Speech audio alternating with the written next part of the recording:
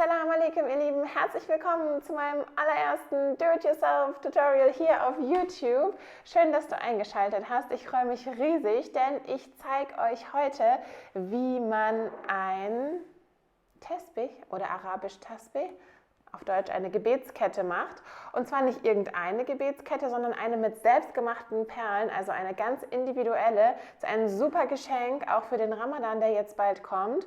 Und wie ihr dieses tolle Muster in diese Perlen bekommt, das zeige ich euch jetzt. Also unbedingt dranbleiben. Los geht's! Ihr benötigt Fimo, eine Ausrollhilfe, ein Messer, Zahnstocher, Nagellack und einen Faden. Los geht's mit den Kugeln, die wir formen wollen. Dafür ist es wichtig, dass ihr die ein bisschen kleiner macht als die letztendliche Größe, die ihr schließlich haben möchtet, denn wir werden die später noch mit dem eigentlichen Muster ummanteln. Je nachdem, wie groß euer Tesbih werden soll, braucht ihr entweder 99 oder 33 Kugeln. Aufgrund des Arbeitsaufwandes habe ich mich jetzt entschieden, eins mit 33 zu machen.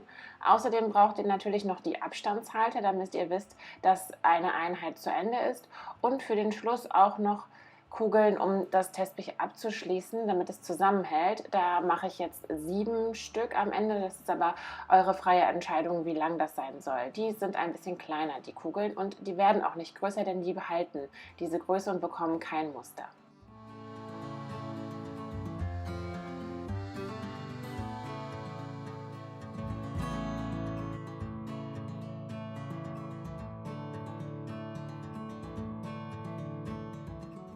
Nun geht es an das eigentliche Muster, denn das wird mit Hilfe einer Ummantelung hergestellt. Dafür kneten wir die Fimo-Knete erst einmal richtig ordentlich durch, denn je weicher sie ist, desto besser lässt sie sich einfach verarbeiten. Und ich drücke die hier jetzt auch schon mal ein bisschen platt, denn wir wollen sie ausgerollt haben. Und das geht einfach leichter, wenn man schon mit den Händen so ein bisschen vorformt und das vorfertigt. Ich nehme dann noch eine Ausrollhilfe dazu. Ich habe jetzt einfach eine Glasflasche genommen. Ihr könnt auch ein ganz herkömmliches Nudelholz verwenden, denn wir wollen es einfach glatt haben. Wichtig an der Stelle, bitte nicht so wie ich ein Holzbrett benutzen, denn das klebt ordentlich fest. Es ist nicht schlimm, man kann es wieder reparieren, aber es ist halt ärgerlich. Und dann werden die einzelnen Farbplatten einfach übereinander gelegt. Je nachdem, wie viele Farbverläufe ihr in eurer Perle haben möchtet, so viele verschiedene Farben nehmt ihr dann auch. Ich habe mich jetzt hier für 3 entschieden. Die werden dann nochmal ein bisschen aneinander gedrückt und aneinander gerollt. Vorsichtig, damit es nicht wieder klebt. Und dann einfach in eine Wurst verarbeitet, die auch nochmal ordentlich zusammengerollt wird, und dann wird die in Scheibchen geschnitten. Diese Scheibchen, die ummanteln jetzt unsere Perle. Die legen wir ringsherum, bis wirklich nichts mehr von der eigentlichen Perle zu sehen ist. Es hilft manchmal auch, diese Scheibchen ein bisschen platt zu drücken, und ihr könnt euch die auch so zurecht formen, damit es dann schließlich passt. Und dann wird das Ganze einfach mit den Händen zu einer Kugel gerollt, bis sie dann fertig ist. Und dabei können dann auch ganz unterschiedliche Muster entstehen, je nachdem, welche Farben ihr einfach benutzt und wie ihr das anordnet.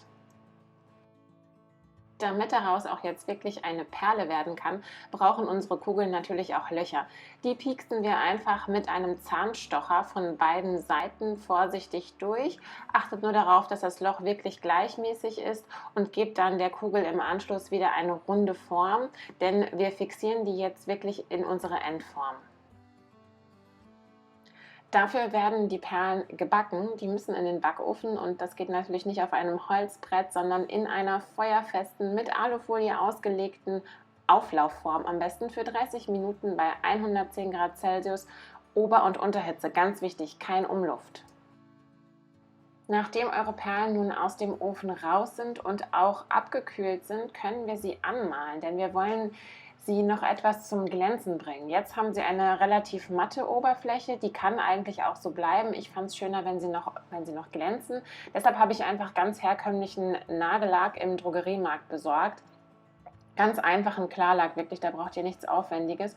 Und damit pinselt ihr dann einfach eure Perlen ein. Damit eure Finger nicht dreckig werden, einfach auf den Zahnstocher pieksen, und dann könnt ihr die auch auf der Alufolie trocknen lassen, zwischendurch mal anstupsen, damit sie nicht festkleben.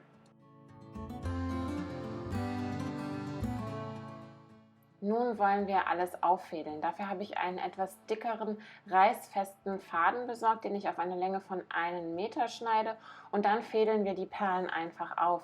Der Faden darf nicht zu dick sein, denn am Ende müssen 2 Fäden durch eine Perle passen.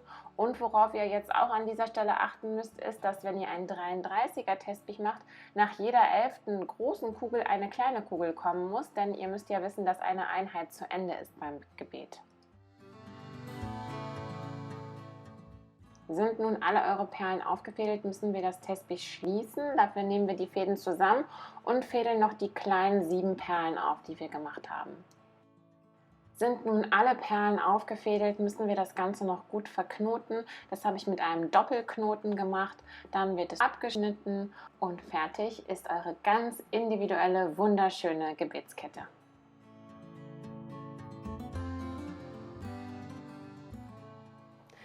Ich hoffe, euch hat die Idee gefallen und ihr seid genauso begeistert davon wie ich, denn es ist wirklich ein Hingucker, was sich mit wenigen Schritten mit Fimo wirklich machen lässt. Diese Perlen können sich echt sehen lassen und es ist echt ein tolles Geschenk. Auch mit Kindern lässt sich super gut damit arbeiten. Ich habe mit meinem 5-jährigen Sohn auch eine Gebetskette, seine eigene, hergestellt. Die ist natürlich viel, viel bunter geworden als meine rosane Dattelbeere-Variante. Aber probiert das wirklich mal aus. Es lässt sich wirklich total gut verarbeiten. Es ist richtig weich wie Knete und für Kinder auch wirklich super. Ja, dann würde ich sagen, ich bedanke mich fürs Zuschauen. Falls euch das Video gefallen hat, würde ich mich natürlich über einen Daumen nach oben freuen und natürlich auch über ein Abo. Aktiviert die Glocke, dann bekommt ihr sofort eine Meldung, wenn das nächste Video online kommt. Und wenn ihr es bis dahin nicht aushalten könnt, schaut doch gerne auf meinem Blog vorbei, www.dattelbeere.de.